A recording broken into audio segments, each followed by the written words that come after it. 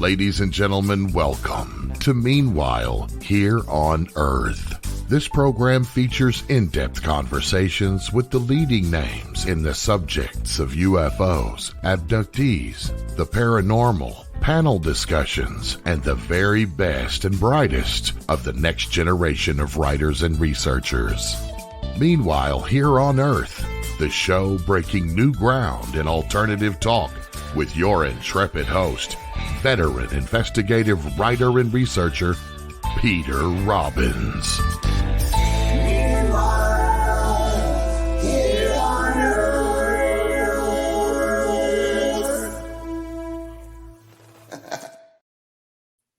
Hello and welcome back to Meanwhile Here on Earth with me, your intrepid host, as the voice says, Peter Robbins. This past week has been an interesting, if not historic one, in the world of UFOs and American politics. But before getting to it, just a very brief mini monologue. Last September, a book was published in the United Kingdom, but available all over the world, about an individual's UFO-related experience. The book was called Out of Time, and the author was Steve Aspen, who lives in Lincolnshire, England. I felt, after reading the manuscript, that it really was, in some ways, the potentially most important book on UFO-related abductions that I had read in many years by anyone. And Steve was a guest on the show, other shows as well. The book went on sale and started to do very well, and then do very well. And then after several months, without really any warning, Amazon removed the title from their available books. When queried about this, they would not give an answer. And the book became unavailable in great part for many people. The book has now been republished in a remarkable, beautifully put together edition, and it can be ordered. I'm not going to take a lot of time on this here because Steve will be a guest again at some point in the future. But if you go to outoftimebook.info, it will take you to the book website. If you are a serious reader on this subject or a book collector, because it's that beautiful a book, but that well-informed, I encourage you to order it. I don't know how long this edition is going to stay in print. I hope forever, but he has worked out a very smart and sensible way to get it out there in the world. And I congratulate him once again on the republication of Out of Time. That said, as I said, this has been a really interesting week in the world of UFO studies, in the history of the world. And I brought back two guests who I couldn't think of anybody better to discuss the House of Representatives hearing committee on UFOs, UAPs that happened last Wednesday. And our guests are Donald R. Schmitt, who is the former co-director of the J. Allen Hynek Center for UFO Studies in Chicago, where he served as director of special investigations for 10 years. He was a special investigator for Dr. Hynek prior to that.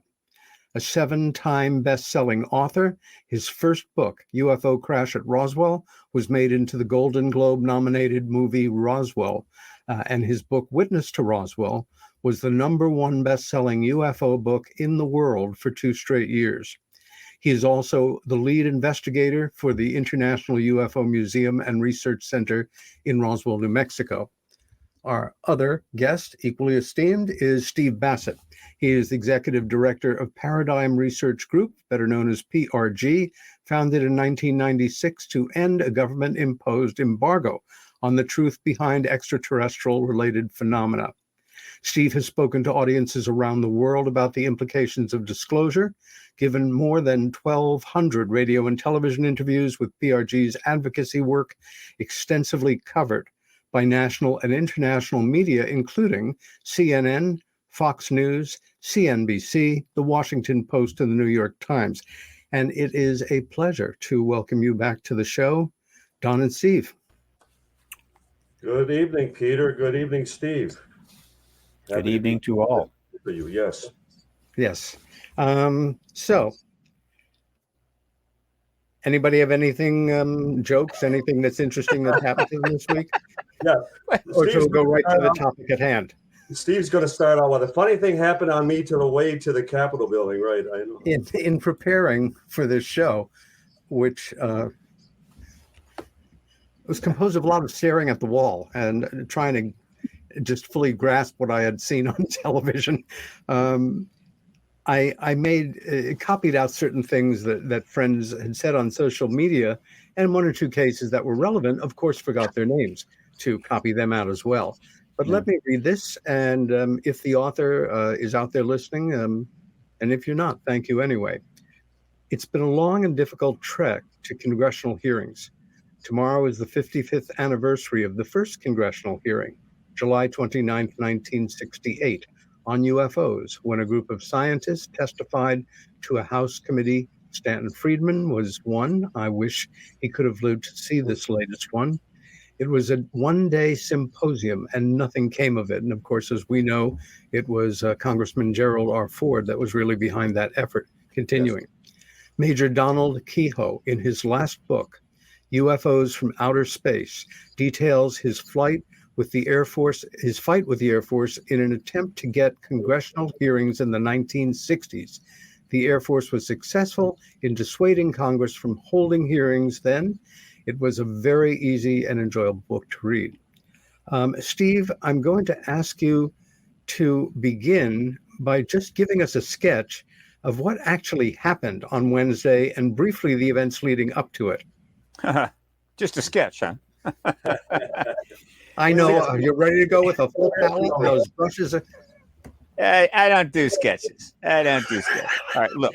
Then I've made a big mistake. Continue. Yeah, you've made a mistake. First of all, the first hearing actually was 66. That's correct. And it was also a one-day affair. Mm-hmm. The second hearing was 68. Stanton was involved. I don't believe he testified in person. I think he provided a paper, but I could be wrong. McDonald testified in person. Yeah. Yes. And it's memorable for that reason, for one of many reasons, is that in the hearing, Dr. McDonald was embarrassed by one of the members of the committee. One of my congressmen, Congressman Ryan from New York. As well as Ted Kennedy, Senator Ted Kennedy as well. They embarrassed him over his STS testimony, I think, on the supersonic transport or whatever. They embarrassed him. Yeah. What they may or may not have known is that Dr. McDonald is going through a very tough time back in Arizona with his family. He and his wife were going through a difficult period, Betsy. And of course, he had been, how would you say, monitored. They had been letting him know in various ways that they were watching what he was doing. So he knew he was kind of under some kind of surveillance. He had lost jobs. He was clinically depressed. Yeah, but I think when I say I'm gonna assume that his depression was not caused by any natural factor. It was all being imposed, depression being created by events outside of him. You know, you can get depressed. You don't have to have a mental depression to get depressed. You can be depressed simply because people are driving you nuts. Right. And plus, he's doing two massive jobs. Yes. One of the hardest working people in the dealing with UAP is also a full-fledged atmospheric physicist. Yeah. So not long after that hearing, he shoots himself. Mm-hmm. Now, there's an irony to this. He doesn't complete the job. Well, not that he doesn't complete the job, he goes blind. Yes. Now, you see the irony of this, okay? Mm-hmm. Right? He is blinded himself. He no longer can see what's going on. And so, in a sense, he imposed the ultimate pain on himself in service to the government's embargo, which it was intent on maintaining. He then diligently goes through rehabilitation, to the point where he can function, gets his life in order, puts his affairs in order, calls a taxi, is taken out somewhere sort of outside of, away from his workplace. It was like a bridge, under a bridge. Right. He's first taken to a pawn shop where he purchased a gun. Right. Didn't know that. So he goes and gets the gun. Okay. Back then. Yeah. And then he goes in and shoots himself again. This is a story I like to tell when I have the opportunity, because it is as symbolic as it could be for the cost of government interfering with the process of science and investigation. It's hardly the Vietnam War. It is simply another victim of this truth embargo. Now, so that was the first. We tried over the next 55 years, repeatedly, different people at different times, to get another hearing as the evidence piled up and the basis for hearings improved. And it was no way, non-starter, not going to get it. One event in particular, I was aware of 2 Texas congressmen who had been turned on by a staffer that worked in the Pentagon, not in the Congress, who was known for her interest in the subject, and she would buttonhole people in the lobby or in the elevator and let them know. And she became famous for this. And she got him, and she was working for one of these Texas congressmen, got them all fired up, and the 2 of them tried to get a hearing going. And they were making progress until a woman by the name of Harmon, who at the time was in fact the chairman of the House Intel Committee, cut it off at the knees. The irony of that, and I love irony, is that the person who replaced her when she left as chairman for whatever reason was one of those congressmen that was trying to get the hearing, who upon becoming the chairman of the Intel Committee never touched it again. Okay? So just a little history there leading up to last week. Okay? Please. First hearing in 55 years. There's so much I can say about it.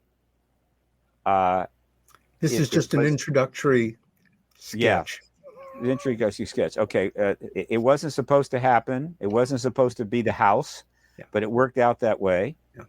Yeah. But ultimately, it went very well. For those of us who understand the issue well, just about everything you wanted to be in play was in play. But if you didn't understand the issue, you wouldn't have noted that. You're looking for, I don't know, people are looking for some profound smoking gun to emerge. But in fact, touched all the bases, confirmed everything we wanted to know. The committee acted appropriately. And the net result is going to be very, very positive. So, and being in the room for me was a very emotional experience. I was going to get in that room no matter what it took. But I knew enough about the Hill and how to do it, pull it off, and I did. Danny Sheehan was with me. He was sitting right in front of me.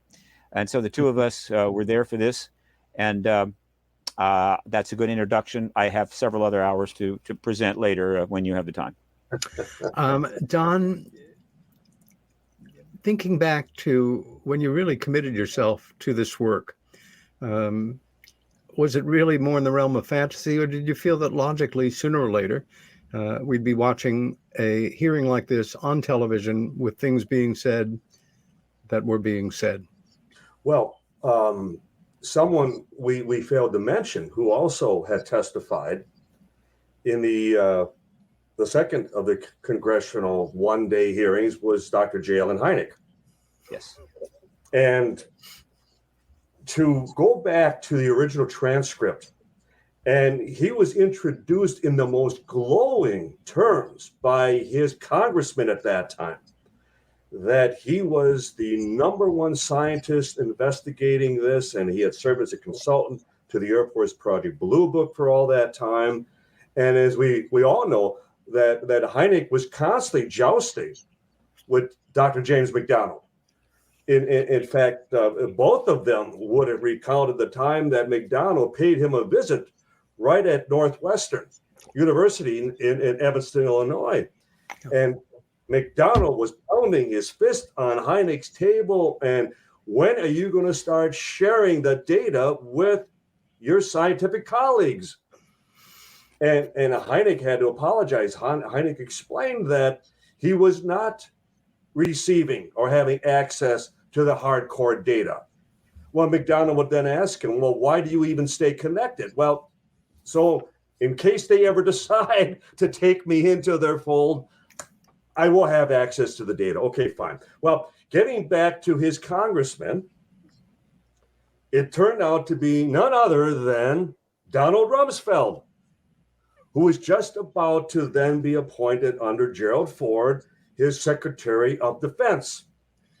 So then Hynek would meet with him privately at his office in Washington. Hynek would tell us the story that he sat there with Rumsfeld, then Secretary of Defense, after he had been, as far as introduced wonderfully as the foremost authority on the subject.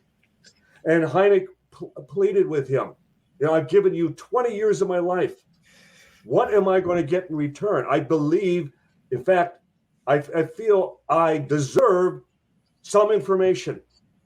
And he would describe how Rumsfeld would get up from behind his desk and walk over to him seated in a chair and lean down over him and with his finger in his face and go, you have no need to know. Okay. So he was conceding there was a there. There was a truth that was even being withheld from Hynek. And that Rumsfeld was acknowledging that.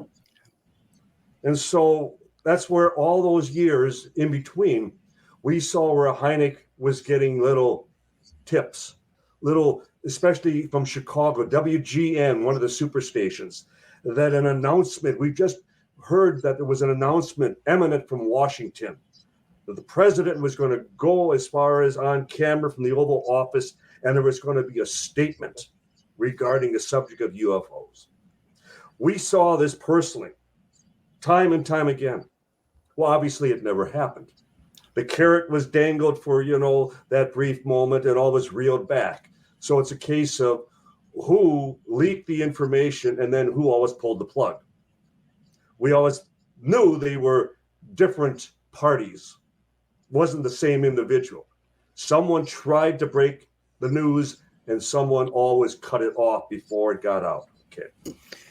And then we had the grand opportunity as far as working with the late Congressman Stephen Schiff in the early 90s through the middle to the latter part of the 1990s. And he was a senior congressman from New Mexico at the time. New Mexico, representing constituents regarding the famous Roswell incident of 1947. And the hope and the push at that time for congressional hearings, specifically regarding Roswell. Yeah. And to work with him personally, to be with him in Washington, to be with him in Albuquerque, and the frustration, and to see that he was being stonewalled, not only by the White House, but by the Pentagon, by the Secretary of Defense, Les Aspin at that time. He wasn't getting any cooperation. And what struck me, as far as more than anything else, that there was no one else on Capitol Hill that even stood by his side, even as a friend. Even to say, Steve, if you can get this off the ground, we're there for you. Never happened. So it was like a reverse of James McDonald, but on the congressional side, that where McDonald was being smeared, so was Schiff for even touching the subject. And we know that the Air Force came out, the Pentagon had their Project Mogul press conference in September of 1994. And I will never forget how I thought, well, that will end our efforts with his involvement. And I called and they called me as far as that he was ready to take the call. And I'm thinking I'm going to get a sorry, Don. They blew us out of the water. And to this day, I will never forget the words out of Congressman Stephen Schiff's mouth when he went, Don, they're a bunch of goddamn liars. I'm going to get reelected and we're going to hit them twice as hard. Well, what a shame. He died much too young. Yeah, he got reelected and then he dies of cancer, skin cancer, within 6 months. Okay. Yeah. But I'd like to believe he's smiling right now, thinking that he's been vindicated. Yeah. And personally, I don't think anyone has been vindicated more than Steve Bassett. For all the years that he was telling us, this is the year, this is the year, this is the year. Well, as we all sit here this evening, this Is the will be the year. This is the year. It's real easy. You just keep saying it's the year until it's the year, and there you go, right? It's like You can't go wrong. You can't go it's not wrong, complicated, right? It's I'm not a genius. basic tenet of time travel. Be here now, and sooner or later you'll be in another time. Steve, there are quite a number of players in this last round of, well, this historic televised round of this hearing, this Yes. particular hearing, on the side of elected officials and witnesses. Can you, just off the top of your head, in terms of your take on the individuals, some of who the players are and how their testimony or their questions impacted on you? Okay, but I got to give you a little more background. There's so much to this. Okay, look, there is a process underway leading to disclosure. It's been going on for some time.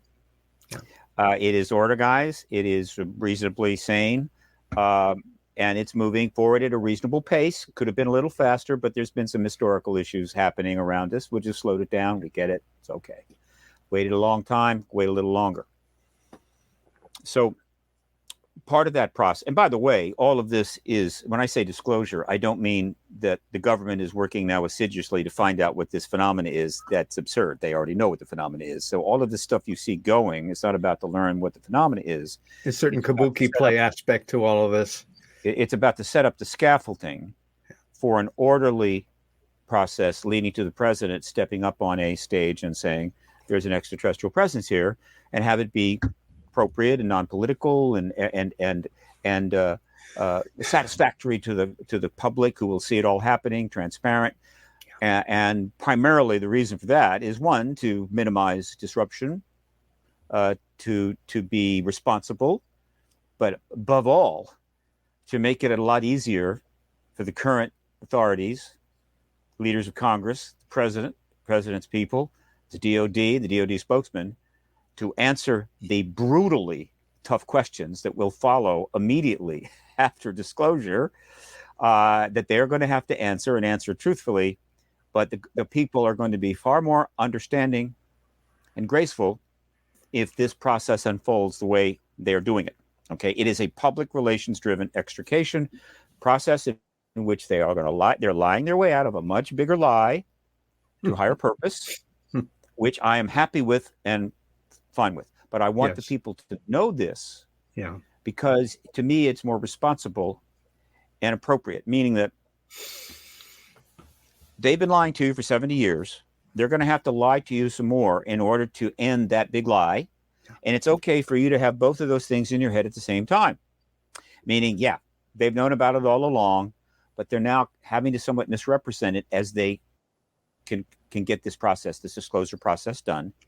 And that way, you are at least understanding that there is a lie and why there is a lie, and can respect it, as opposed to those that are thinking, wow, they're going to try to figure this out. Oh, they figured it out. In other words, I don't want the public to be misled literally in the process leading to ending the misleading that had happened before. I want it to be more responsible and more appropriate. And that's why I'm doing this. No one is going on media and saying this. Nobody is giving this to the media in print or anywhere else. I am trying to get there. I'm making every effort to get on CNN, MSNBC. I have pestered the hell out of the Post.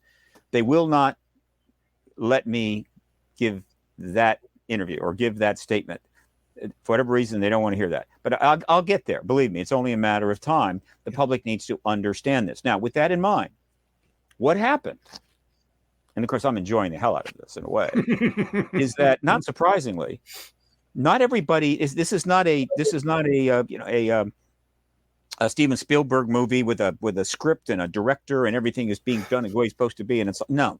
This is a historical process with a kind of script where some people are trying to do things in a certain way, but the idea that it is going to be controlled and go the way they expect it, forget about that. Anything could happen at any moment. Well, what happened is that one person, but he's not the only potential person that could have done this. One person made it move on his own, for his own reasons. In other words, he went off script. Whether he knew there was a script or not doesn't matter. And that was David Grush. Yes. And the reason that he went off the script was appropriate. He, not surprisingly, he was someone involved in this what I call disclosure extrication project, appropriately, and he was working at the UAPT task force, which was set up prior to the legislation that Rubio passed in put in play in 2020, the 2021 NDAA bill, and that eventually that had been put up kind of in service to this process before the legislation. It wasn't nothing much going on over there, very little staff. It was getting a lot of criticism, but it was real, and he worked for it. And so because he worked for the task force, and because there was clearly an effort to get information out and people were being encouraged to come forward, somebody did. They came forward to him. And the people that came forward were working in USAPs.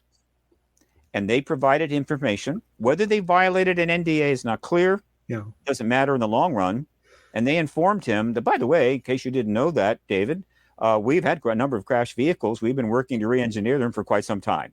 And by the way, we have bodies. Okay, now, David Grush, it turns out, is a very ethical, serious man who takes his job seriously and believes that the government is in the business of serving the public and telling the truth.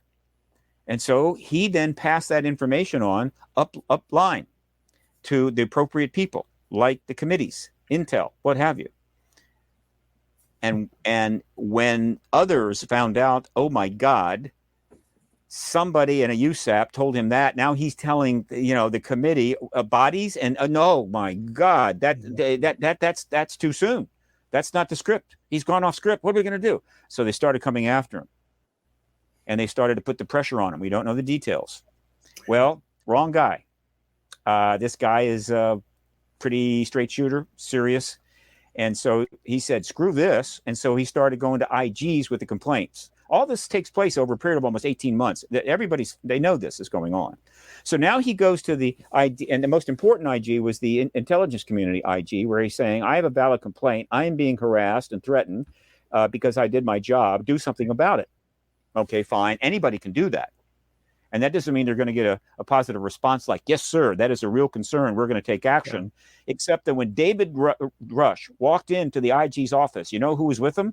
Charles McCullough, the former IG of the intelligence community. Well, that's almost like having God with you. It's like, I have God here. He's going to be representing my case. And so they gave him absolutely a green light. Yes, this is a concern. We're going to take action. And I suppose they took some action to mitigate his problem. So he goes back to his job and waiting for developments. Now, David may not have understood that the script did not call for the pace to be what he wanted. It was moving forward. It was being slowed down by other things. He had talked to Arrow. He wasn't getting much happening there because Arrow's job is not to find out what this phenomenon is. It's a placeholder. And Sean Kirkpatrick, God bless him, has the very tough job of being the head of that placeholder. Very difficult position. Don't want to be that man. And so now he's getting irritated, but worse, he's getting more threats. Just because the IG's office tells people back at some entity, look, leave that man alone. Don't bother him. Don't do anything. Fine. Guess what? Anybody can make threats through social media and any other ways, fully anonymously. They can threaten everything you want, and there's not a damn thing the IG office could do about it. Now his family's being threatened. And so he said, I've had enough. He quits the UAP task force and starts deciding about how he's going to move forward. He moves forward by doing what whistleblowers do, and he is a whistleblower. Yes. He is the only whistleblower that I am aware of currently in play as a witness. And I want to emphasize this repeatedly. As a witness.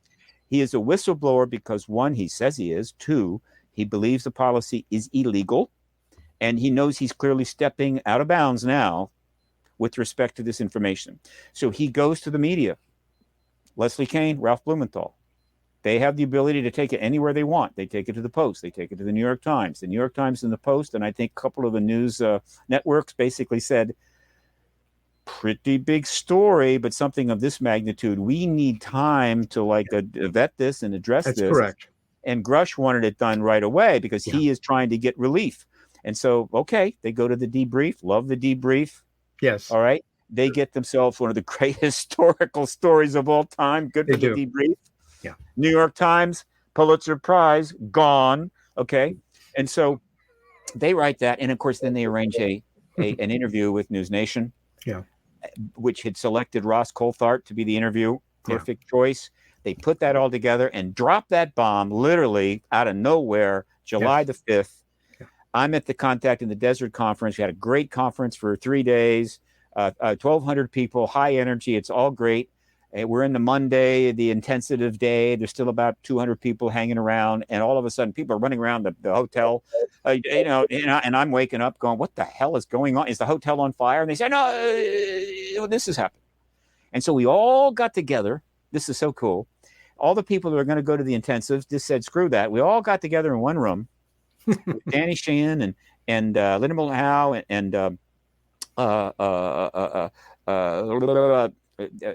Richard Dolan. And we watched the News Nation interview, which was the real public breaking on this, of David Grush together in that room. Now, that's history. I'm going to be writing about that later on someday. I mean, I was there when it happened. So we're doing that. And then everything unfolds after that. Now, with that in mind, Grush stepped out of the script. Now, not surprisingly, some other people decided to step out of the script too. And that brings us to the House. The situation there was simple. The Senate Intel Committee in the Senate was literally the driving force of this process up to that point. The House is basically sitting there going, what? What are we going to do? So they tried to get involved a little bit. Andre Carson held a briefing, not a hearing, but a briefing on a subcommittee that he led. We brought in Moultrie and Bray, whatever, nice. And then there was another briefing, short one. Then Gallego puts a little language in one of the bills, but overall the House is second fiddle here, big time. However, guess what? Capitol Hill is a giant cafeteria. That's what it is. Okay, everybody's getting together at the cafeterias and the restaurants and the subways underneath in the tunnels and everything else in the House and the Senate, and they talk. And so the word is getting around for years about the briefings going on about this and that and everything else. I really can't say any more than this, but so-and-so is up on the Hill, and the word is spreading. And members who are not getting briefed, members who are not what we'll call in the script, are learning what's going down. And they're saying, I'm not a potted plant here. I want in. And a number of them made a move, but the man who made the big move was Tim Burchett. Yes. I call him a backbencher. That is not a criticism of him. He just wasn't a particularly well-known congressman, all right, from Tennessee, very conservative. But he apparently has an issue, so strong feelings about this. May have a huge UFO library in his basement, don't know. But he's saying, this is a big deal. I want in. Yes. And so Burchett immediately starts going public. He starts with News Nation, interestingly enough, goes on there and says there's ETs here. And then he starts getting any interview he can, repeating over and over again, there's ETs here. And then he starts talking about crash vehicles, even before, because he might have learned of Burchett's efforts and testimony that he was giving internally. Who knows? But Tim is all over this issue. Quickly, Tim has informed us that he's read a number of our Roswell books. So, good. Yes. Very smart. Very good that he did. And we'll get back to that because I got a lot to say about that your Roswell book, let me tell you. So anyway, so Tim is on fire and he's out there. So Comer, and by the way, Tim starts to get more press, all positive, more press than his entire political career in the space of just a few weeks. And his compatriots on the oversight committee are watching this going, whoa, that's good. I'd like some of that press too, including the chairman, Comer. And so Comer makes a decision. I'm an important committee. We have a subcommittee that has a relevant connection to the national security aspects of this. I am going to hold the first hearing on this, not the Senate Intel Committee. It's going to be my committee, which happens to be a Republican-led committee in a Republican-controlled House. So it is a political maneuver of sorts, a bit of a grandstanding play, but totally appropriate. He has every right to do that. Yes. And so he says, I'm going to hold a committee. So he assigns Burchett to be the chair, but that had to change because Tim got a little overheated there, made a couple of comments. So they changed the chair to Grothman, but it doesn't matter. He and Anna Paulina Luna, who has the best name of any member of Congress by far, nobody's even close to this, okay, and is very, very sharp, by the way. I'm very impressed by her. They put the thing together in short effort, and I learned about this, and I'm going, my first thing was, who are the witnesses they're going to get? Ron, this is not the committee supposed to be doing this, okay? It is the Oversight Committee, and if you were to happen to review the full membership of the Oversight Committee, you would notice that there are a lot of individuals there who are, how would you say, getting a lot of press over the last months for their worldview, all right? Virtually every one of the people getting a lot of press for their worldview is on that committee, the committee, not necessarily the subcommittee. Yeah. And so I'm going, who are they going to get? Because guess what? A witness or whistleblower or anybody else does not have to testify in front of that committee. They don't want to. They can say, we want it, and they say, fine, I'm not going to be there. And the only recourse they have is to subpoena them. Right. Now, there's no way that Comer was going to subpoena one of the witnesses to this issue. That would have been a colossal blunder. And so they were going to get who they were going to get. And most of the witnesses, I am absolutely certain, had already committed to the Senate Intel Committee. Yeah. Okay. And so who are they going to get? Well, it worked out pretty well because what they got was Fravor and Graves, who have been out there quite a while. They're pilots. Their testimony is not particularly profound, but it's important. It is. Nice guys who have not had much of a problem. In fact, they're having a great time. Fravor even said that. I'm fine. I've been having a great time. Graves has set up a very significant group. They're doing well. A man who's not having a good time is Grush. And because he's not having a good time, he agrees to come. And that guarantees the historicity of that event. Yeah. Okay. And so that is the context of how it came about that the first hearing since 1958 was, in fact, in front of a Republican-led subcommittee of the Oversight Committee in the House. And I wanted that to preface what I'm going to say now. Here is what we learned. And in order to appreciate what we've learned, you have to understand a particular significant tip I'm going to give the world right now. Here's how it works, in case you didn't know. And most people, I think, do, but not everybody. If I am in front of a committee, and that under oath, and that committee member says to me, Mr. Bassett, frankly, sir, are there extraterrestrials visiting this planet? If my answer is, I can only discuss that in private setting, that is a yes. Mm-hmm. Okay? Mr. Bassett, do we have non-human technology from crash vehicles? And my answer is, I'm sorry, I cannot speak to that. That is a yes. If it is, do you know the names of the companies or whatever organizations that have this? I have those, but I cannot speak to you. That is a yes, obviously. And so when you know that, we got a boatload of yeses. Here is what we learned. Absolutely, at least in a public setting under oath. Not that we didn't know that. We all knew it. One, do we have crash vehicles? Multiple. Yes. Do we have dead bodies from those vehicles? Yes. Have we been re-engineering those vehicles? Yes. Are some of that technology in the hands of certain corporations? Yes. Right. Let's see. What else? Does the human race have anything comparable to the technology that is being seen by Graves? And yes. All right.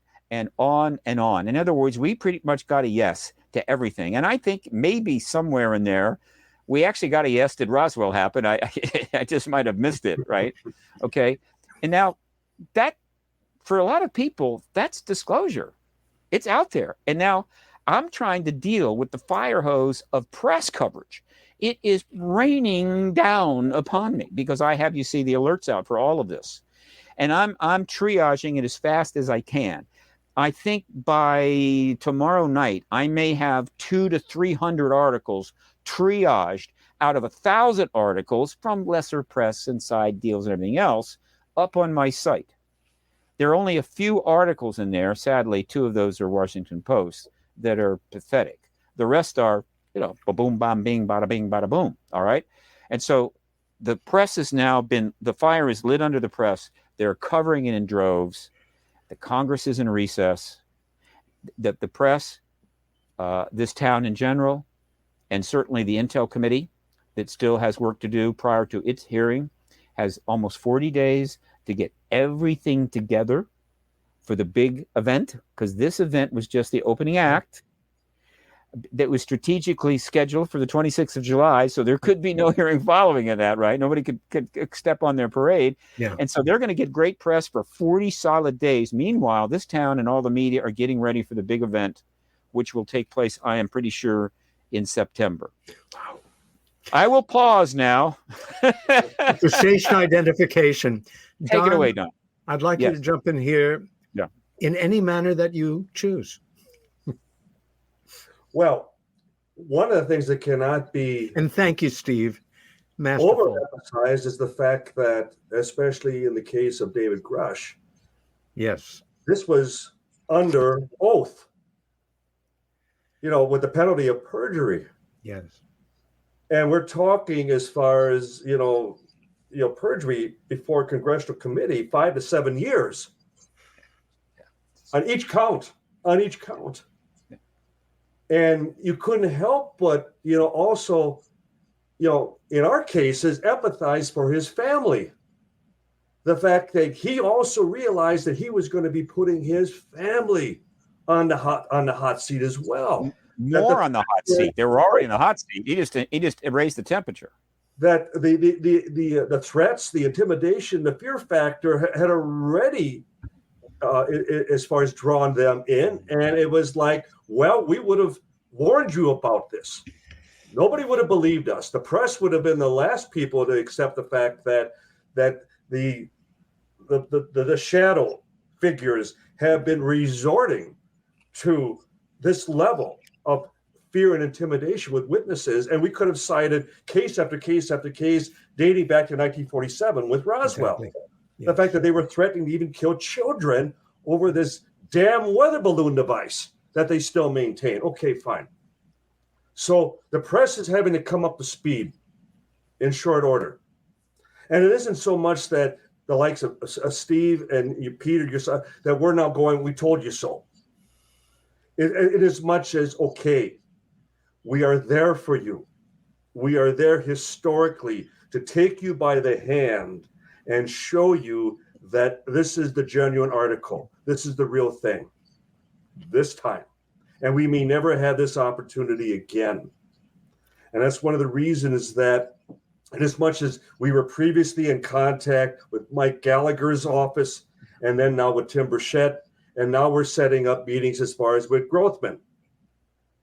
Because if anything has to come to the fore, it has to be Roswell. Because it's the one case that could blow this open overnight. Because instead of show us the documents, it should come down to, we want to see the bodies. Show us the bodies. Show us the wreckage. I mean, for all the times that Bill Clinton, last time he was on Jimmy Kimmel, and this is what they talked about. And he lamented the fact that I had 8 years in the Oval Office and I couldn't get the truth about Roswell. And we did a document search. Well, wait a minute. You're the president of the United States and you only want to see documents? What about the scene in Independence Day where they take him finally to Area 51 and they show him the genuine article? It should be just that simple. Either you have it or you don't. Now, what's sad is that they've anticipated us for all these decades. And it is interesting that I always emphasize the point being that the government / the military, they don't manufacture anything.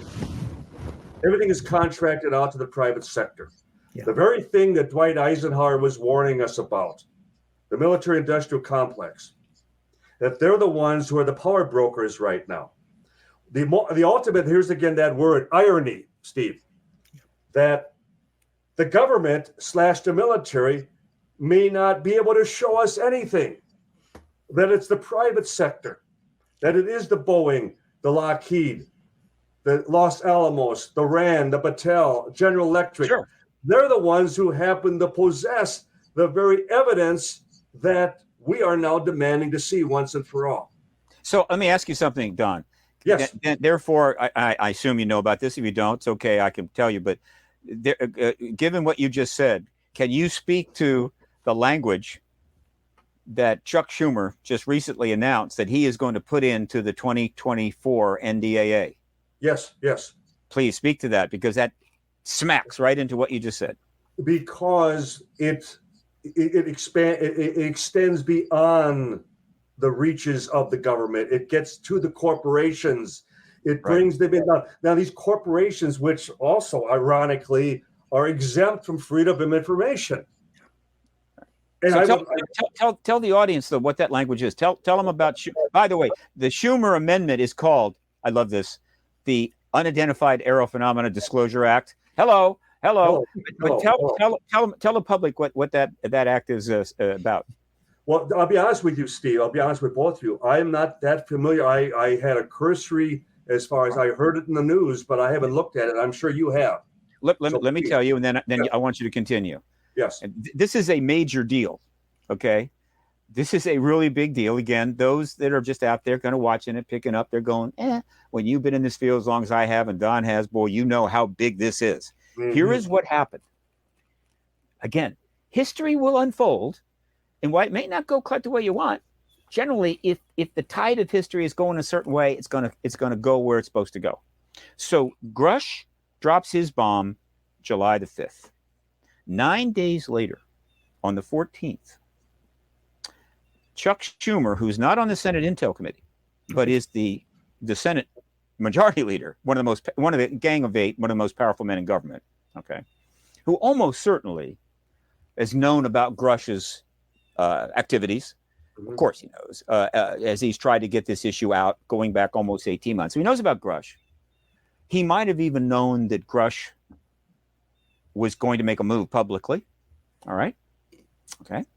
And when he knew that, don't know. He might have known weeks and weeks prior, but I think he knew in advance he was going to do what he did. So 14 days after Grush comes out and says what he says about, I was told by USAP people, we have crashed vehicles and bodies. Trumer announces he's putting an amendment into the bill. The first language came from Rubio, the second came from Gillibrand, the third bill came from Warner. Okay, and but they are members of the committee. He is the majority leader. He's been doing nothing, standing back, keeping out of it, being neutral. He suddenly steps in. He's no longer neutral anymore. And I'm putting this language in. And what this language basically says to everybody in the United States and every company in the United States, if you have in your possession any non-human technology, it belongs to the United States government. And 300 days, don't focus on the 300-day shit. That's just part of the protocols of doing this shit. 300 days after this bill is signed, you will provide an accounting of all the non-human tech you have, all right? And basically, if we want it, we're going to get it. So he is broken through that barrier, crushed the idea that they can hide under FOIA, and put not only the corporations, and I'm not criticizing them. They were doing the work they were asked to do. They were doing re-engineering work. Right. He's putting everybody in the government on notice, folks. It's over. All right, just accept it. It's over. The majority leader of the Senate, have just confirmed to you indirectly that we do have crash vehicles of non-human origin. We do have bodies. And I am now going to make it legislatively clear that we're going to address that, and we control that. And he drops that on the 14th. And then only 12 days later after that, Grush comes in and testifies and reaffirms it.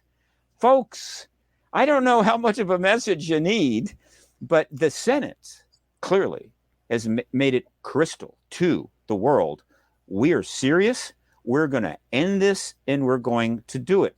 And so what Don is talking about is exactly what the Senate majority just addressed.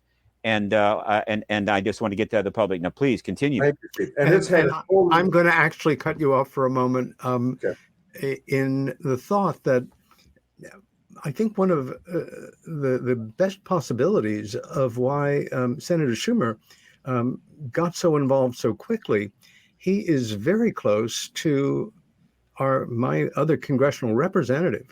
And Kirsten Gillibrand, over the past year plus, has made herself one of the best informed elected officials that we have in government regarding this process. And she takes it very seriously. Also, just a word about the fact that one thing Steve hasn't been mentioning, and your analysis of this is so valuable, not just to me, but I know to a lot of our viewers, that the individuals who are the most ferociously involved are almost without consciously, I don't think it's a real factor, whether or not they are, or they see themselves as conservatives or liberals or Democrats, Republicans or progressives, whatever side of the line they're on, these political divisions, it's like a zone where they simply can't exist. There's more important stuff going on, and that's a very positive thing. Very positive. In fact, in the committee hearing, that's something that and make this fast, Steve. They said over and over again, this is nonpartisan, this is nonpartisan, this is nonpartisan. They and I've been preaching this for some time. This, folks, you guys are in a hyper-partisan swamp. I don't know how the hell you're going to get out of it. This is your chance. You have an issue, you can come around, you can act like civil human beings, you can be the people you are when you're home having dinner with your folks. Do that, and you'll find you're going to get a lot of good returns from the public, a lot of praise, and that will speed things along, and we might be able to get to another place, and this issue will be the stepladder there. Done. See, the entire Schumer Act had to totally blindside the Pentagon, because the public are not supposed to know that such advanced technology would have been assimilated into the private sector, because the Pentagon's sole prerogative from the very conception of acquiring advanced technology would be the military application. Sure. How can we essentially make a bigger gun out of it, so to speak? We know they're going to do that. That's what they do. And so that doesn't mean that they haven't considered non-weapon usage. It could be very helpful to us, but unfortunately, they can't provide it to us, because if they did, they'd have to end the truth embargo, right? But yet, that would still be the primary concern of the military, of the Pentagon. And they farmed it out. Schumer let the cat out of the bag, because even the media doesn't consider that, because it's always the government is holding on, the government is covering up. No. It's with a mutual agreement with the private corporations that as long as they play ball, they remain connected. They get the contracts. They get the next, as far as a fleet of fighters, that type of thing. And let's face it, the original deal. Lockheed Martin and the Skunk Works had the talent, right? Mm-hmm. Now they could have gone out, and I don't know, what do you call it? Conscripted that talent and demanded all the scientists working at the Skunk Works. You now belong to the government and make them a GS-13 or something. But no, that's where a lot of the talent is. Not that they don't have it. And so, but we have been doing that from the get-go. There's nothing surprising about this, and nobody was complaining when the corporate world jumped in. Ford and all these other people started making airplanes and tanks in order to defeat the Axis powers. Nothing unusual about this. Okay. Not at all. However, as the secrecy expands and grows, and this issue becomes an embargo, then it becomes a little bit tricky. By the way, I don't know if you caught it, but there was a moment when Grush referred to the Lockheed Martins and all the other companies as the metal benders. That's what he calls them. So the metal benders. And we remember who originally cited Lockheed Martin, and that was the late Senator Harry Reid. Though he retracted that comment, but nonetheless, he had originally made it. Yeah, but Ben Rich, of course, made a number of comments that teased us out of Lockheed Skunk Works.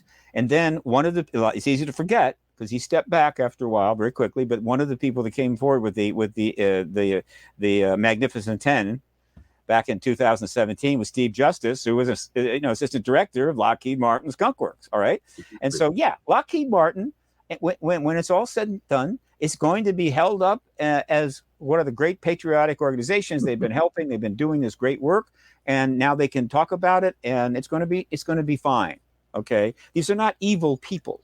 No, they are people that are doing the work of the Defense Department, and if they're screened from FOI, it's under law. Right. And if the government benefits from them being protected by not being under FOIA, that serves secrecy, that serves national security. That's OK. I'm not totally bent out of shape by that. But because they have both the superior technology with the hopeful advantage we have over our enemies, and they may also indeed have the alien technology. And hold that thought, because we are about to be cut off at the knees by our 4-minute on the hour break. Peter Robbins here, Don Schmitt, Steve Bassett. The show is Meanwhile Here on Earth. See you in 4.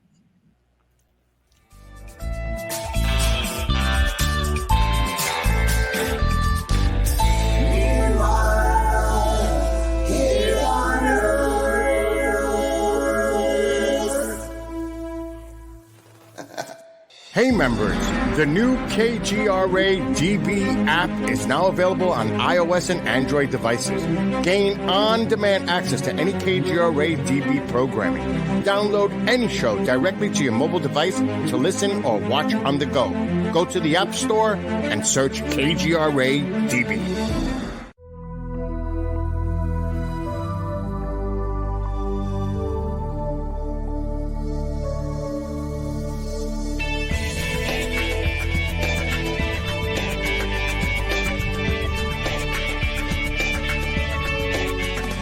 Are we alone in the universe? The most important question facing humanity is on the verge of being settled once and for all. The Mutual UFO Network has been at the forefront of this journey for nearly 50 years. Our members worldwide are dedicated to the research, documentation, and awareness that will shape the future of humanity. Won't you join us?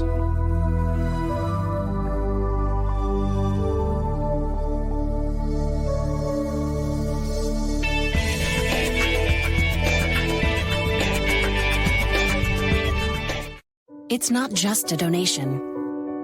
It's a warm blanket. It's a bottle of clean water. It's a roof and a bed. It's knowing someone cares. It's feeling safe. It's a today that's better than yesterday. Every dollar you can spare helps so much more than you can imagine. Please, donate now to help people affected by Hurricane Ian. Your support is urgently needed. Discover the Observation Deck, a one-of-a-kind virtual event platform that takes video conferencing to the next level by using avatars to navigate a campus. There's so many areas and activities to choose from. There's a 1,000-seat auditorium, an expo hall, a nightclub, and even a beach. So come attend a conference, take a class, or hear a lecture on the incredible Observation Deck campus. Go to theobservationdk.com. You're listening to the KGRA Digital Broadcasting Network. We provide unparalleled coverage of trending news in the world of ufology, cryptozoology, and paranormal phenomenon.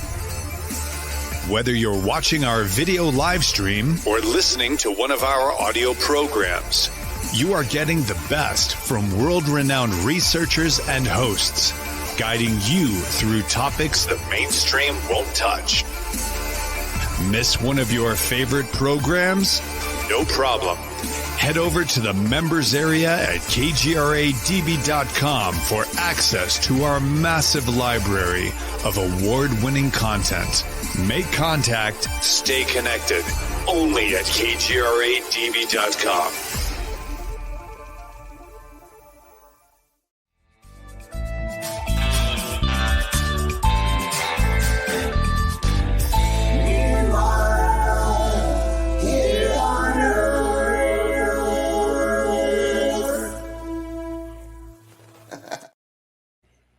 And we are back. We being myself, Don Schmitt, and Steve Bassett. We are talking about last Wednesday's televised congressional hearings from the House of Representatives. And I wanted to pose a question first to Don. and take as long as you like in answering it. For me, over the past year and a half, 2 years, that this whole juggernaut has been gaining steam. One of the most interesting aha moments has been that awareness expressed by a number of our elected officials, kind of that there was a BCAD aspect to that moment when we first learned about the tic-tac UFOs and the world changed. The awareness was, there's a history of these things going back before that report in the early 2000s? Well, yes, there is. And it is a massive work of research, scholarship, documents, testimonies, evidences. This is a perfect moment to kind of initiate directing people toward educating themselves on this subject. And it's hardly a dry subject to educate yourself on. It is exciting to learn about, and quite a revelation when you see actual documents lined up with real events testified to by real people. Any thoughts, Don? Again, taking this back to the baseline, Roswell is the book of Genesis here. This is where it begins in modern times, in an area that you are particularly well qualified to speak about. How do we, for example, direct more and more elected officials, people with clout, people in public life, to your books, for example? Well, I'm very pleased that because of efforts, especially like Steve, in that June of last year when the Pentagon released its report, and they tried to limit the scope of their investigation back to only 2004. And we already were crying foul back at that point, because it's like, well, then their fallback can easily be Russian, Chinese, or even our technology. They have to go back to the beginning, when the skies were pristine, when there were no drones, when there were no satellites, there were jet and rocket propulsion were in their infancy post-World War II. And the fact that now that Congress is acknowledging that the phenomena does indeed go back 76 years. They can't put that back in the bottle. That's what's wonderful about this. Yes. That it has totally eliminated this conventional explanation that it's one of ours. Well, it wasn't back in 47. I'm sorry. And it's one of the reasons that the Air Force first set up Project Sign, then Grudge, then Blue Book, because there was something that was clearly invading our airspace back at that time. You go back to that summer of 1947, you would have thought we were indeed being invaded. And for all the failed attempts to identify and explain away what was going on. And especially should one drop in our laps, and that, as I have become convinced, and as you all know, I mean, I was a skeptic on Roswell. I felt, a single trip down into Mexico and we would prove that this indeed was nothing more than something prosaic. How'd that work out for you? And how wrong we were. And the first trip already established that, because when you're talking the first-hand witnesses, both military and civilian, and it's still there, that word script again. But the point being, they were all reading from the same script. They were all describing exactly, with their limited knowledge, the fact this was an unprecedented event, they were describing in the best earthly terms that they could what they held in their very hands. And so, like what Steve mentioned earlier, as far as Sean Kirkpatrick, who, he's the director of the All Domain Resolution Office, ARROW, the idea that, there's no credible evidence, and that he even made the comment that they're insulted by these hearings, and especially the testimony of Grudge, for example. But let's also keep in mind that the RAND UAP report came out in May, and it just hit, their website just a few days ago, where they focused on over 100,000 case reports, 100,000. And now they're trying to draw a connection that geographically, that most of these sightings take place around military facilities. So you see how they're trying to once again play Project Blue Book all over again, that with sufficient data that these can all be easily explained away. But the point is, as Hynek, my scientific director, always demonstrated, the more data, the more profound, the more unexplainable these cases were. Yeah. It's easily just to sweep something away as being a weather balloon at 10,000 feet. But when you have crystal clear detail described by the likes of Graves and Fravor and then others, that there's no mistaking that these objects are defying the very laws of physics, that they are able to go into bodies of water and then at hundreds of miles an hour maneuver beneath, as far as submerged beneath the water. I'm sorry, if we're talking Russian or Chinese, we're in trouble. That's where Rubio has been very accurate in saying that if this is not extraterrestrial, we're in a lot more trouble if we're dealing as far as with one of our as far as enemies right now. You remind me, the very first awareness, it is a tangent, but I think one that is such an integral part of all this, the idea of underwater UFOs. The first time I heard any phraseology around it, I had to smile because it just sounded like one more way to discredit the serious subject, like secret underground base. Well, that's not science fiction. That's part of reality and has been for decades and decades, even with our own military and civilian facilities. But the fact that you fire a bullet underwater and it slows down incredibly fast and then drops like the bullet that it is.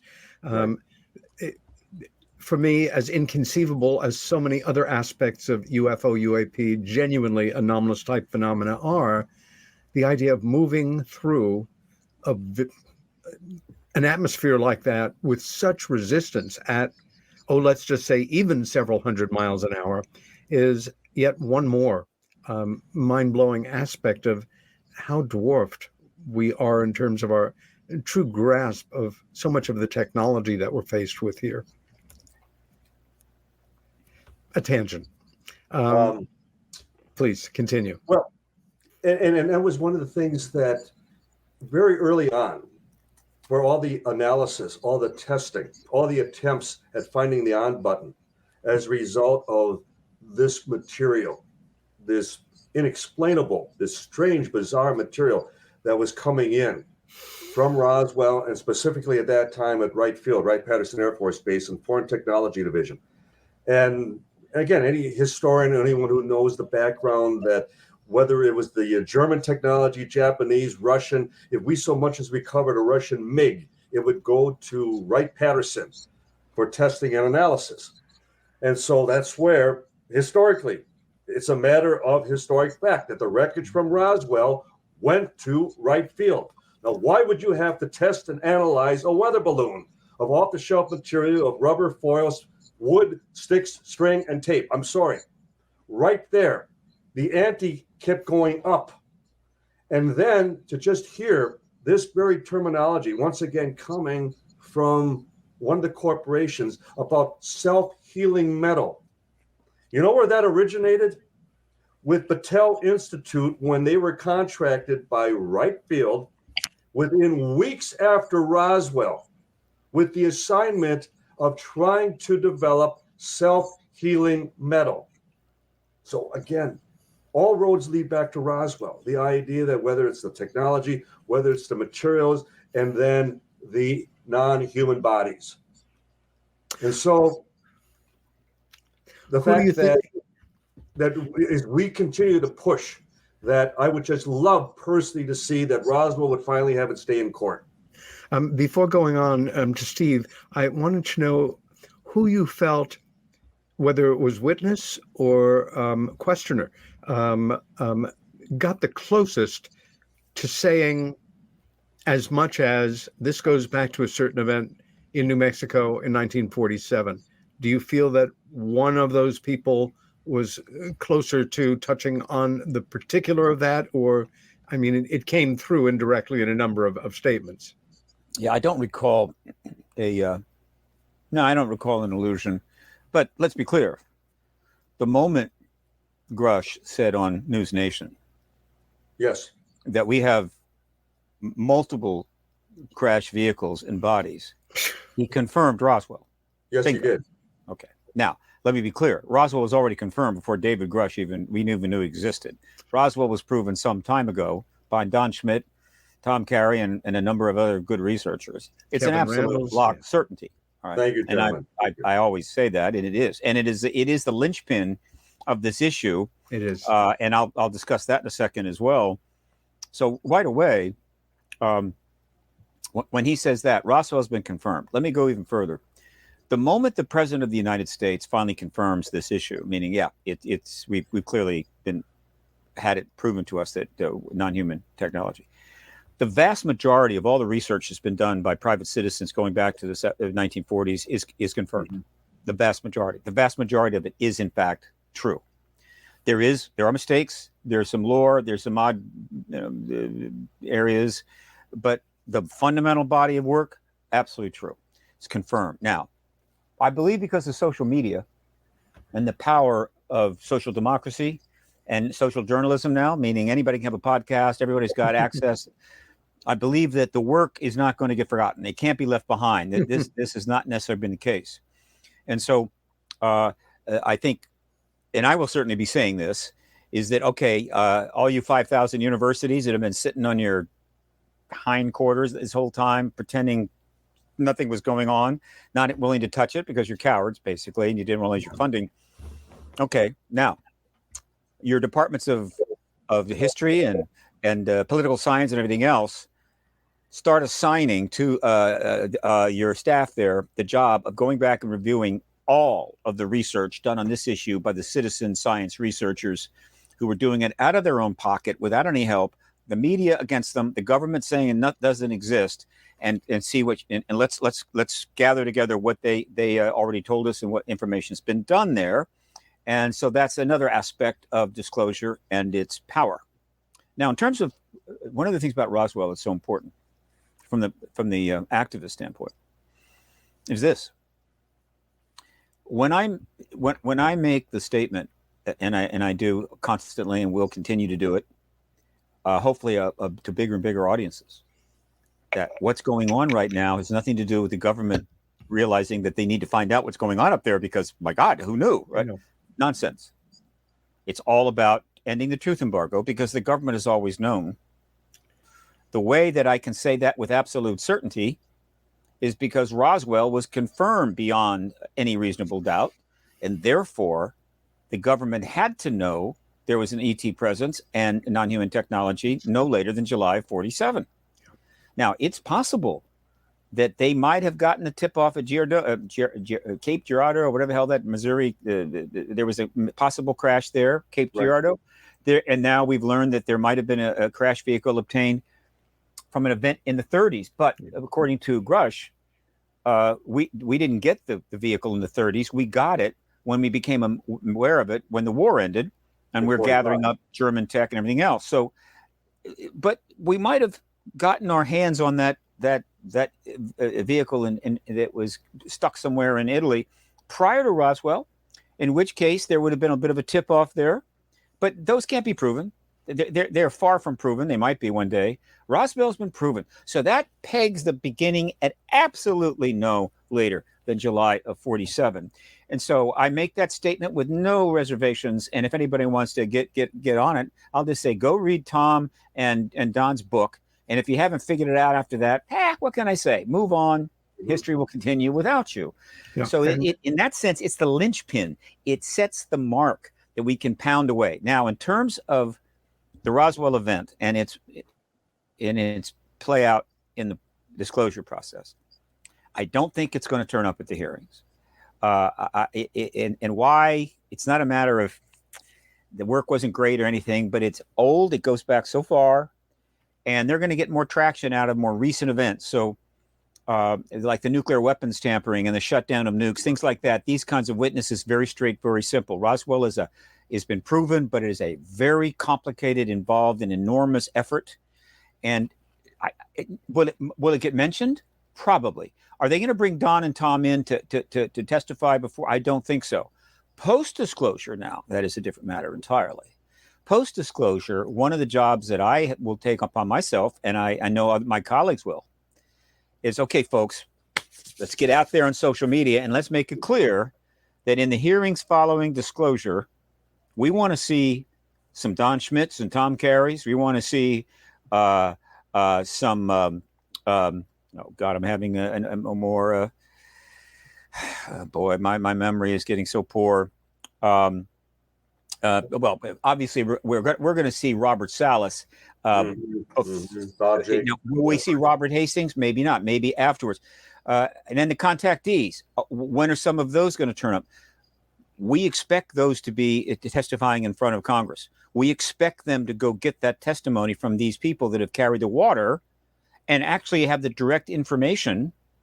And the reason they need to do that is not simply because we just don't want to be left out, but because they need the public to see them doing it. They need to have the public watch them recognize and bring forward these people, these citizens that did this work. That will do them in good stead with the public, which is going to continue to be extremely suspicious of anything that solely comes from government source. Mm-hmm. They want to see them acknowledge the citizens in this, and they want to believe that they will continue to do that, and we will never go through another thing like this ever again.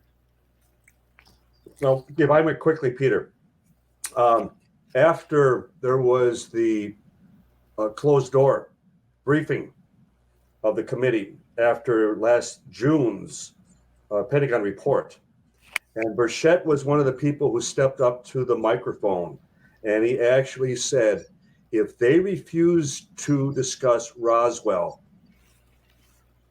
I'm out of here. I missed that. Yes. I missed that. And then when we have approached it, and for him to have admitted that he has read a number of our books, and we are going to hold him to the fact that he has told us that when we are ready for you to testify, we will call you. So, okay, he put that on the table. Now, he may be the only one, but nonetheless, he has not been afraid to mention Roswell. He has not been afraid to acknowledge the fact that he believes that Roswell indeed could be the one fire behind all this smoke that would blow this wide open. Can you send the link? Do you think you can find the link where he makes that statement? Because I missed it. I will find that. Yes, because that's important. Yes. What that says is, if there's another House hearing, there's a good chance that they'll bring it up. They'll bring you in. So if the House holds another hearing, or the Bassett is involved another subcommittee hearing, you might get in that door. Very possible. And that's cool. I know it's an outside chance, but we're going to push it. We really are.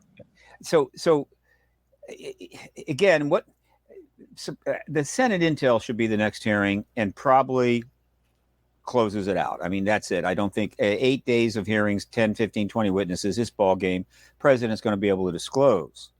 But if for whatever reason it's not quite enough, and so after maybe 10 days or 8 days of we still haven't had action from the president, the House may step in and say, okay, we're going to hold another one.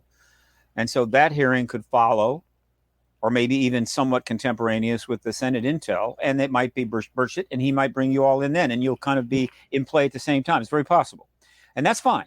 But my hope, of course, is the Senate Intel Committee closes the deal and wraps it up. Yep. And then, of course, and then the fact is, let's face it, Don, you and Tom and many others that we can think of, being able to come into this town and sit down at that table and take an oath after the world has been told that there is an extraterrestrial presence. All I can say, my friend, is that you're going to get some serious love. All right.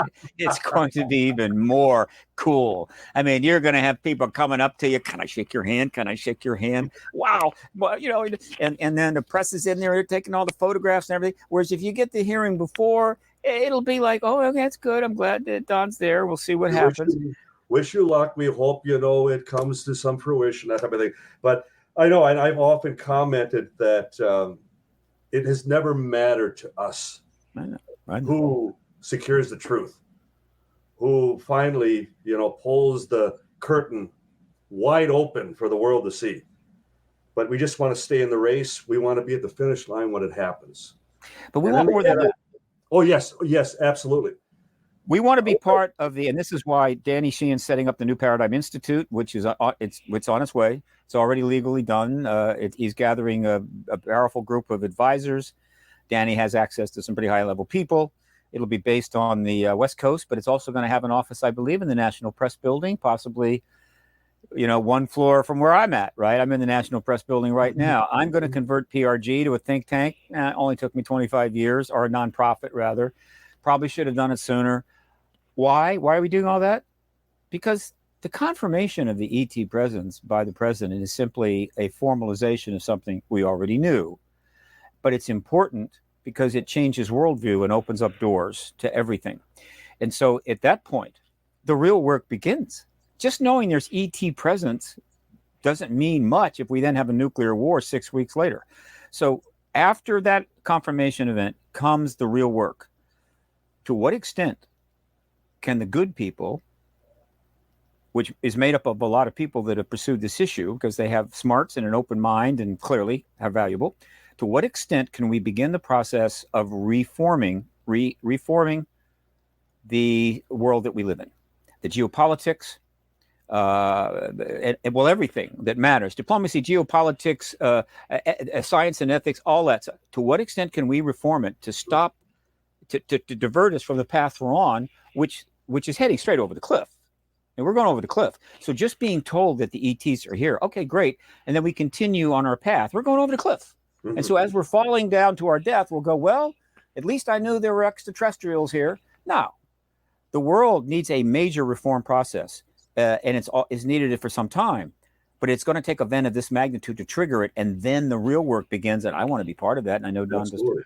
Especially on a global scale. Quickly, Peter, yes. I want to also mention, and I'm going to hold the likes of Father Robert Spitzer, who's head of the Magis Center in LA. He's the lead Jesuit scientist who reports directly to Pope Francis. Okay. And I often point out, like our museum in Roswell, we have the second largest UFO library in the world. Who would you guess has the largest? The Vatican. Oh, yeah. The Vatican has the largest UFO library, and I want to see the Vatican's Roswell file. Well, then you need to hang with me and Danny, because I know that Danny's influence and involvement there is going to multiply tenfold after disclosure. He's all primed for that. Mm-hmm. So again, we have the team of people to really shake things up and do important work. We just have to be sure, using our social media skills and our media contacts, and we have a lot of those, that people come to understand that. And not just citizens in general, but corporations out there that are going, wow, what are we going to do in the post-disclosure world? Mm-hmm. I don't know. Who should we talk to? And call up some standard public relations firm that wouldn't know a UFO from a Boston cream pie? No, they need to be talking to us. Well, and I'm hoping they'll get that picture. And as I think we would agree that too often the very spokespeople who supposedly represent us they shouldn't be the go-to people, that they are the ones that for whatever reason the press gravitate towards. And I'm sorry, they don't know the history. They really don't know as far as the players involved. And as a result, I don't want them speaking for me, because the moment they start telling the audience what happened at Roswell, well, it's only what you've read from one of our books. A good point. But I think the people I'm referring to are smart people, and they have the ability to distinguish between spokespeople and the hardcore researchers that have the knowledge. Peter? Oh, no, Peter's Mike. Peter, you're still muted. Peter, you're on mute. Mute.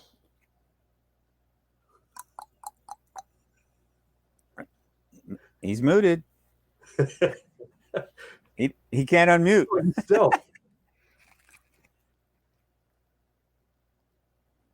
No. Well, it's our show now, Steve. He thinks he's no.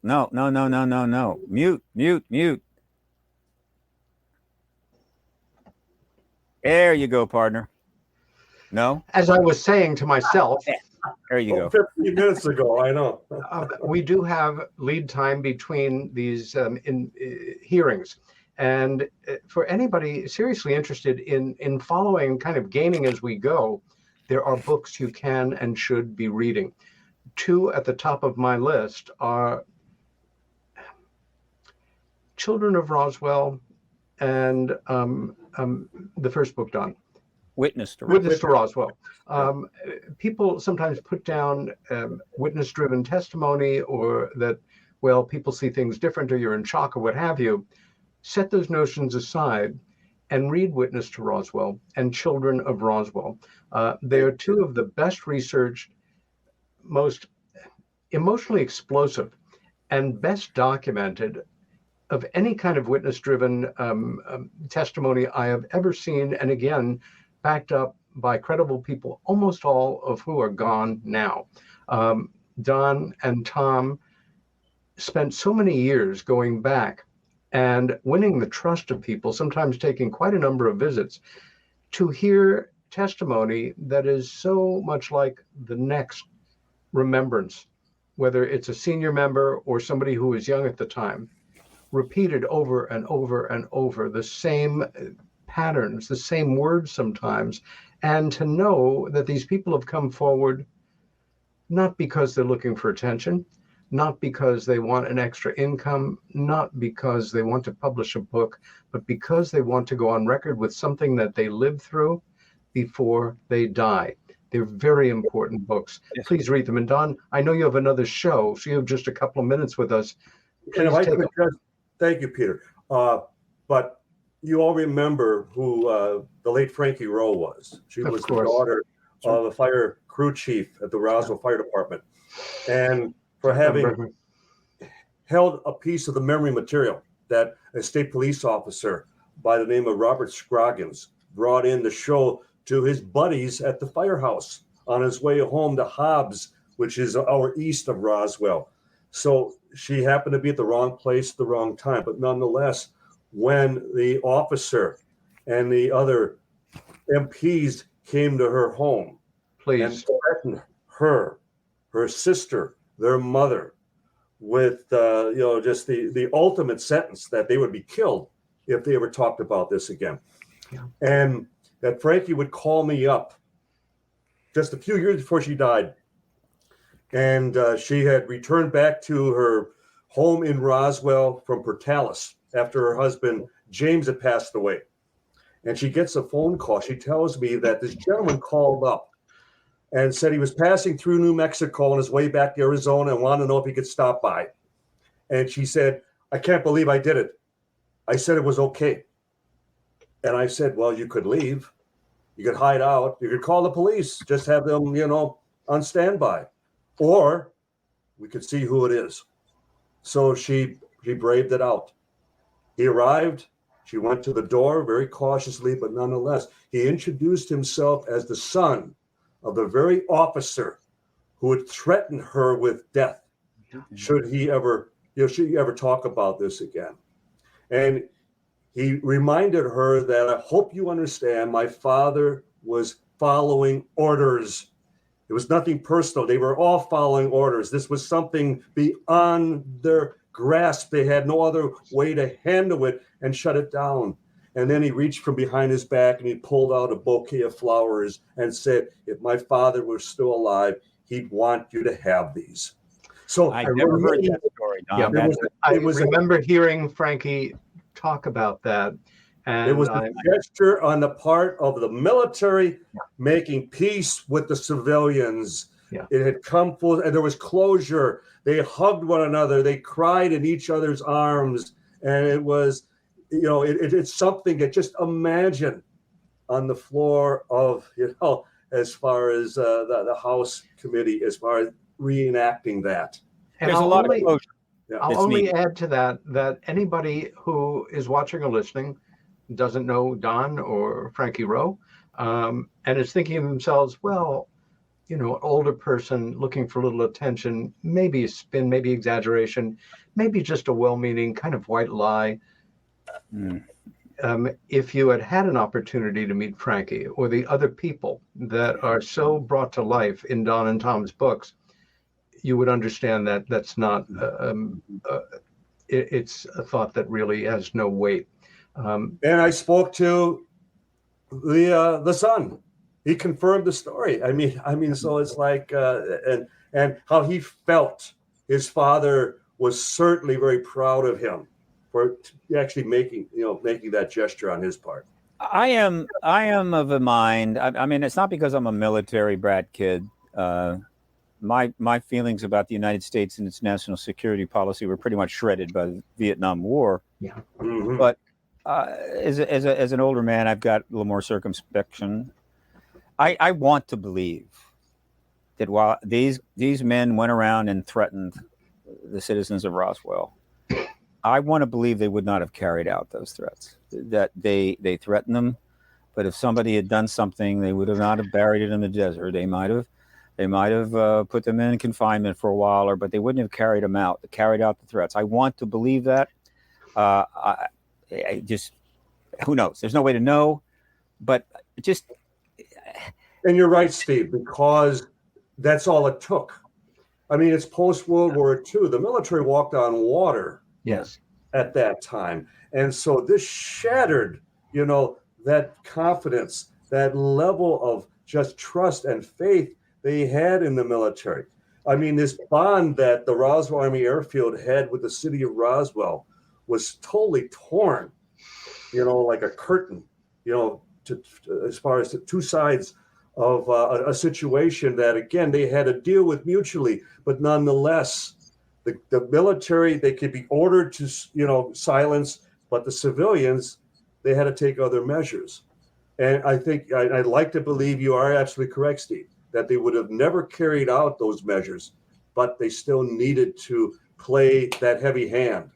And it worked. It would work today. I mean, there are a lot more stories that could be told about Roswell. There've been, as you know, there was a TV series with young kids that was pretty popular. Forget that. There's been some docs. Total fiction.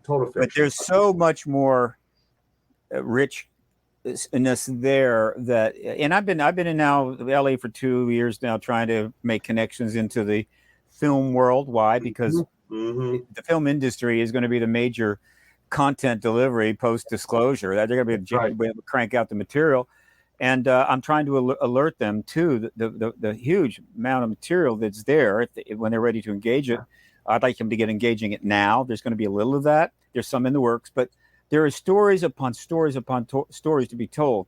But to further add to what you just said, the story of the truth embargo and the ET presence in the modern era, which again, I'll peg it July 47, is a complex dynamic in which you have on one side a whole lot of people, good people, patriotic people, who are serving the national security of the country. Yes. And on the other side, you've got this huge array of citizens and to some degree journalists that are learning the truths about some things.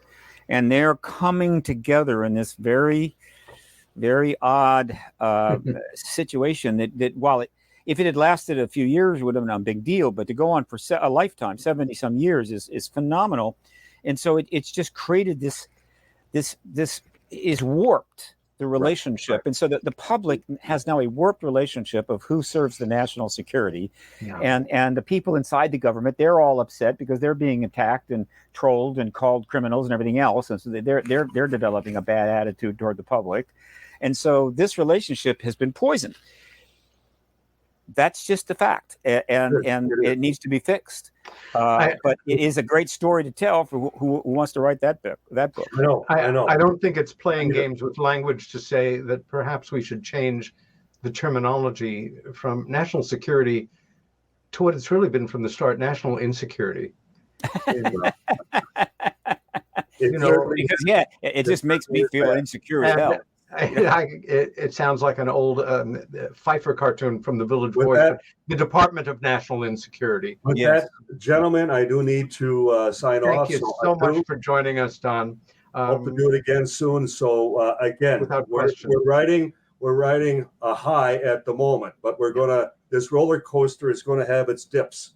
But that's where we work together. We work together and encourage one another that we have to stay course.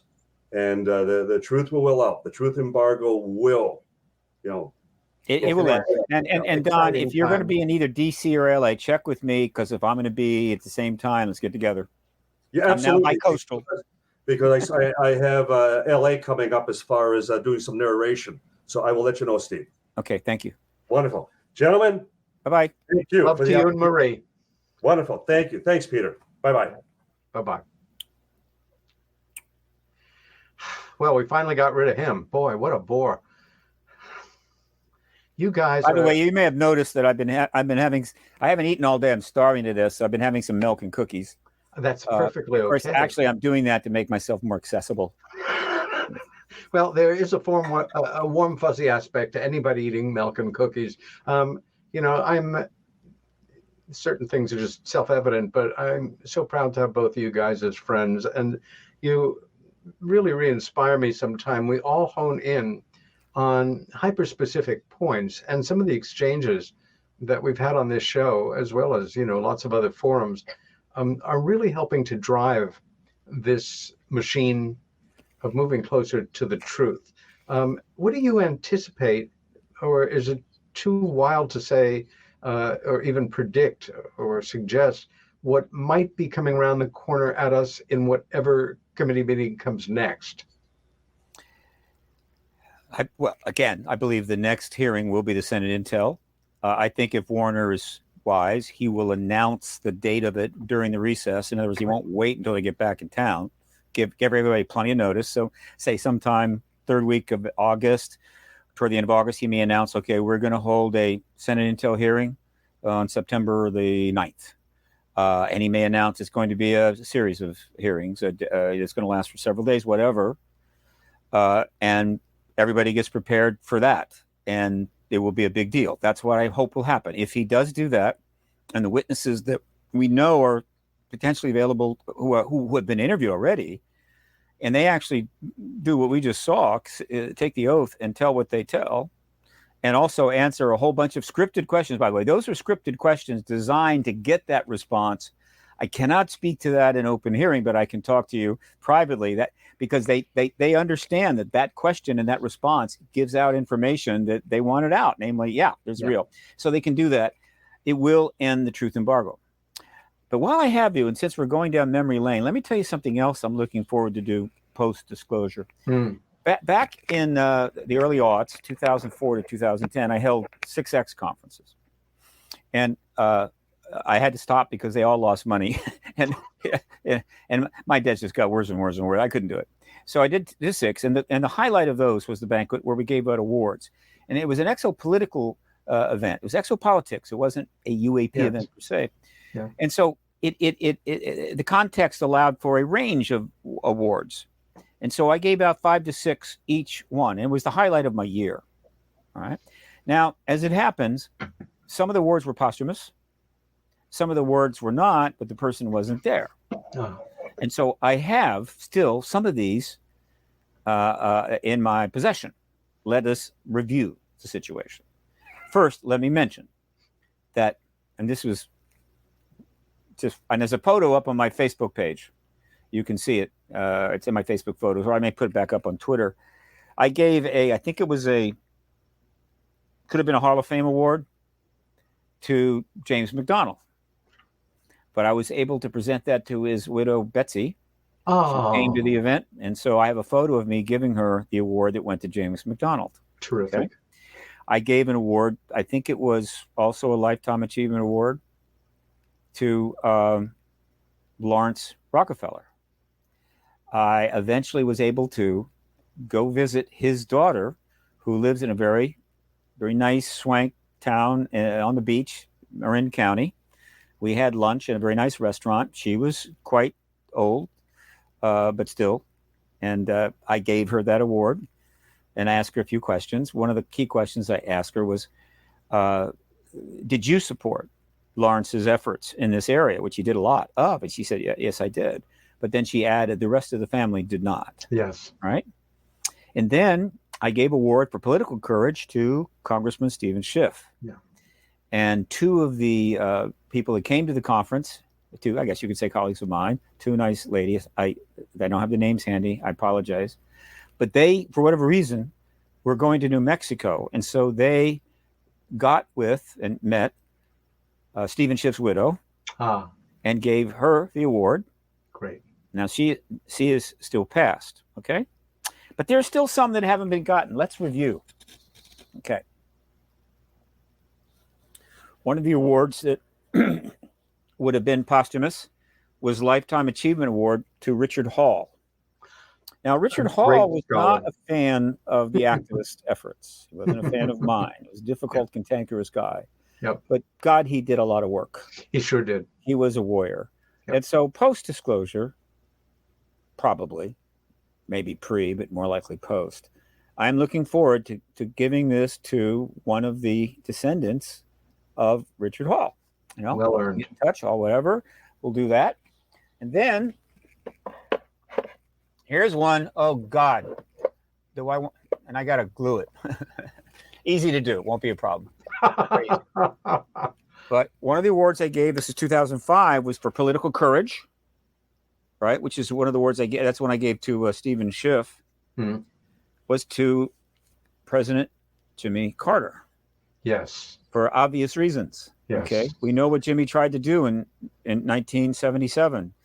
Good man. Lordy, would I like to have the gravitas post-disclosure and the, how would you say, Q factor, that I could make the right call. And they would say, Steve, you come on down to Georgia. And we would love to have you present this to Jimmy Carter. May he live that long. Another one. Okay. And let's see. All right. Wait a minute. Not done. And I will definitely. By the way, it looks like you are the recipient of a number of awards. I got a couple back there. No big deal. Now, this one, Lifetime Achievement Award, Hall of Fame, and a Lifetime Achievement Award and Hall of Fame inductee, Colonel Gordon Cooper. All right. Now, again, I just did not know the family. I didn't have any connections there, and just didn't have the means to do it. But post-disclosure, boy, would I like to be able to present this award from 2009 to one of the descendants of Gordon Cooper. All right. And I'm not done yet. Okay. Not done. Here's another award. You never This know was what you're going award to for get. Political courage. Okay. Totally appropriate. 2010 for John Fife Symington III. And I think we know why. Okay. He came forward and eventually confirmed to James Fox that he did see that craft that day. And that took a lot of courage on his part. Did the right thing. And so I would, and he's quite alive, I would love to be able to personally present this to John Symington for his work, because he played a role in history and he deserves credit. Yes. And then a good politician and a good man. Here's the one I'm really looking forward to giving in person. Okay. I don't know. It's going to be a tricky one. Right? No, actually, I got two more. Wait a minute. I'll give you this one too. Okay, here's another one. Okay, this is a Hall of Fame inductee. Pretty obvious. Posthumous. And this was in the 2007 conference to Major Donald Keogh. Again, what I would love to be able to give this to one of the Donald Keogh's descendants. You bet. In person. All right. And then the one that really want to do, but boy, it's going to be tough. This is an award for political courage, totally appropriate. 2009. I think I invited him to come, but I'm not sure. I'm pretty sure I'm not on his favorite list or, star list in his phone, but political courage to John Podesta.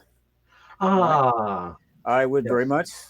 Chief of Staff for the Clinton White House. It would be kind of nice. I'd feel good if I could present this to him in person at some point. Yeah. He certainly earned it, and I hope he doesn't hold too hard feelings that I have pretty much pestered him and his political family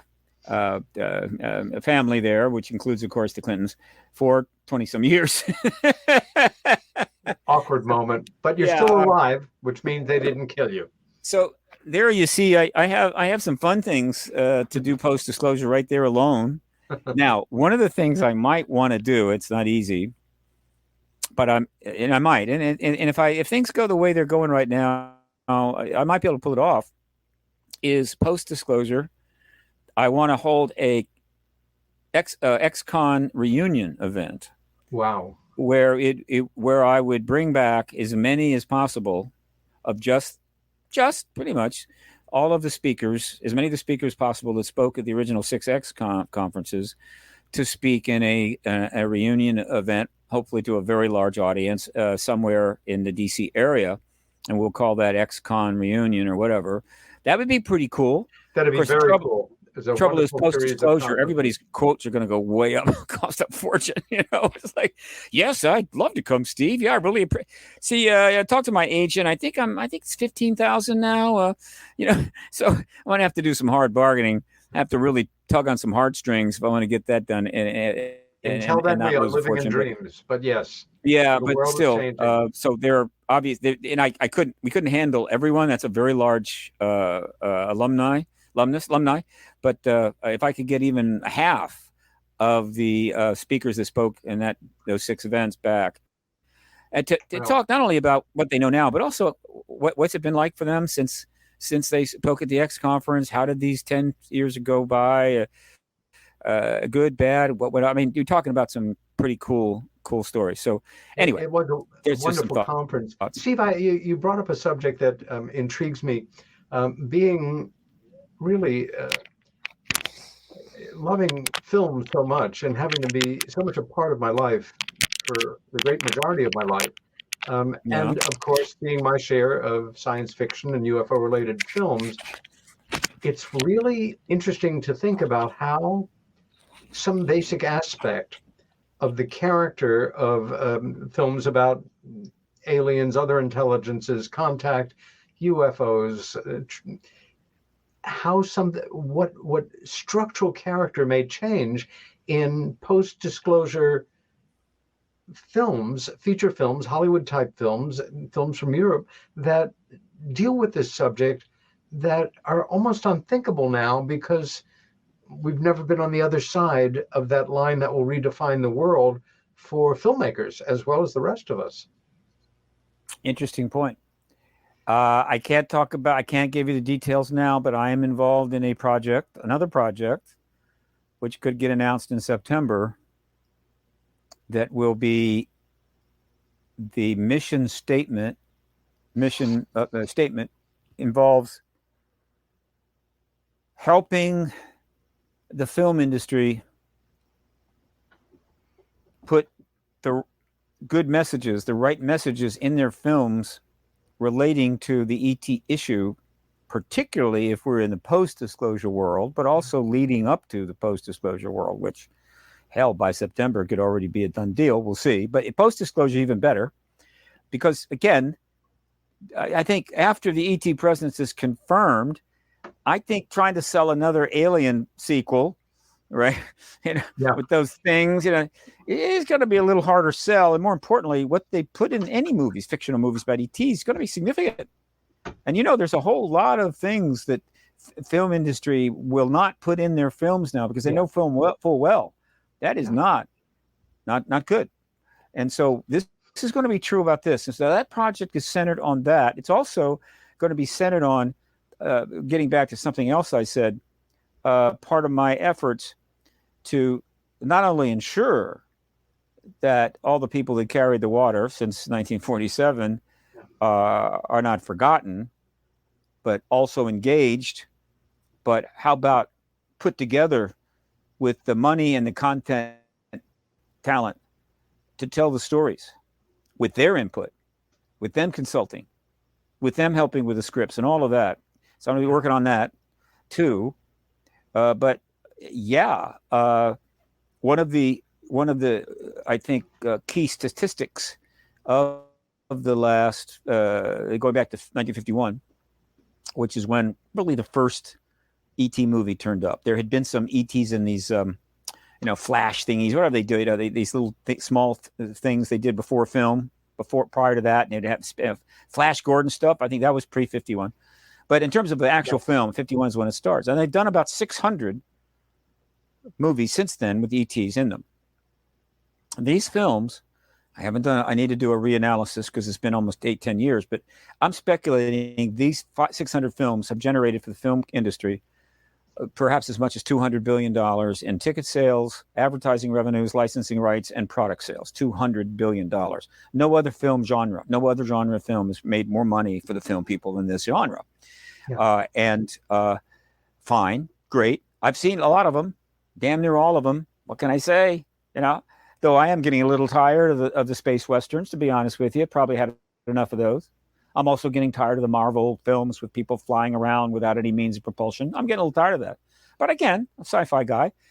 But in all of that time, not a single documentary about this phenomena has gotten theatrical distribution in the theaters. Some people rented a couple of theaters, and they came out with a doc, and they rented the theaters, and then they put it up on straight to video or whatever the hell. Not a single one. And the reason I believe, until somehow it's proven to me otherwise, whoever you are, all the big shots, right? That includes Spielberg, all of them, no doc. The reason was simple. If you make a high quality documentary on this subject, along the lines of the docs we've seen from our colleagues with not much money doing the best they can, but with better tech every year and get a little better at it. But still, 70 years of this, not 70 years, 1951, we're talking 71 years. Not a single doc is because they knew that if you take this subject and you put it up on that big screen and you stick it in 3,000 theaters, you are giving it a huge amount of gravitas. You were saying to all your film people, all those film lovers, this is real. Look at this. Big. Damn. Wow. And they're talking about Oswell or whatever. And so we don't want to do that because that would upset the government. And we're making a fortune off this subject. Why do we want to rock that boat? Now, some film pro may take me aside one day and say, Mr. Bassett, you have it wrong. This is why no doc was given theatrical distribution. It wasn't about that. Whatever. I'm open to it. Hell, I just like to go to their party, right? But let me now say, I no longer can say that because I just found out. And if it wasn't because this guy likes to keep a low profile and never return phone calls, it's just that, that's part of the reason that I just found out. But I'm in line for the hearing at the Oversight Committee on the 26th. And who is there but Randy Nickerson? Oh, my God. Met him in person. Yeah. And so I had a chance to chat it up with Randy Nickerson. And guess what I found out? Well, people should know Randy is a very fine documentary filmmaker whose feature on the Zimbabwe. He spent years making a documentary about the Zimbabwe Rua case, and it's called Aerial School. Aerial Phenomena, rather. ARIEL, because that was the name of the school. It took forever to get it done. And you couldn't reach him. He's doing everything kind of in the background and doing it all. We have 30 seconds, Steve. So okay. Net result, I learned from him that he's working with a distributor, and they're getting runs of 250 theaters.